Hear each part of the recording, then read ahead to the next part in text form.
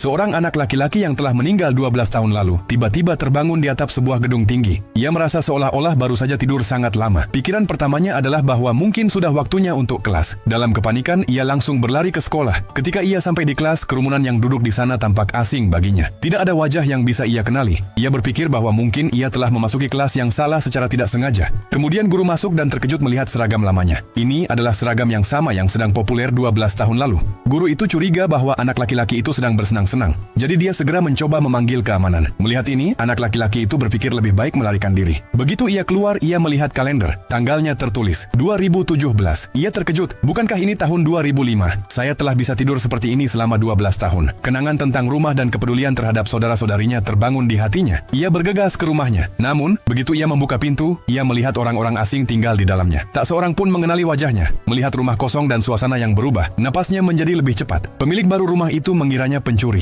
Anak laki-laki itu mulai menjelaskan. Namun, pemilik rumah itu tidak mendengarkannya dan mengancam akan memanggil polisi. Karena ketakutan, anak laki-laki itu mendorongnya dan pria itu terjatuh. Kemudian, anak laki-laki itu terkejut karena ada kekuatan aneh di tangannya. Ia bergerak maju untuk membantu, tetapi pemilik rumah itu dengan marah mengambil tongkat dan memukul kepalanya. Anak laki-laki itu jatuh pingsan. Ketika ia membuka matanya, ia sudah berada di rumah sakit. Ada luka yang dalam di dahinya, yang ditutup oleh dokter dengan 30 mata. Polisi berdiri di dekatnya dan menanyakan identitasnya. Anak laki-laki itu berkata dengan suara rendah, "Nama saya Chen Leo, lahir pada 7 Juni 1987. Polisi terkejut mendengarnya. Jika ia benar-benar lahir pada tahun 1987, seharusnya ia berusia 30 tahun sekarang. Mereka mengira ia berbohong dan membawanya ke kantor polisi. Namun, ketika mereka memeriksa catatannya, kebenarannya bahkan lebih mengejutkan. Ia sudah tercatat meninggal dalam catatan. Hati anak laki-laki itu dipenuhi ketakutan dan kebingungan. Ia sendiri tidak dapat memahami apa yang terjadi padanya. Kemudian, ketika ia pergi ke kamar mandi dan mencuci mukanya, ia melihat di cermin bahwa luka di dahinya telah hilang sepenuhnya. Tidak ada satupun bekas jahitan yang tersisa. Ia mundur ketakutan ketika seorang polisi masuk. Matanya terbelalak begitu melihat polisi itu.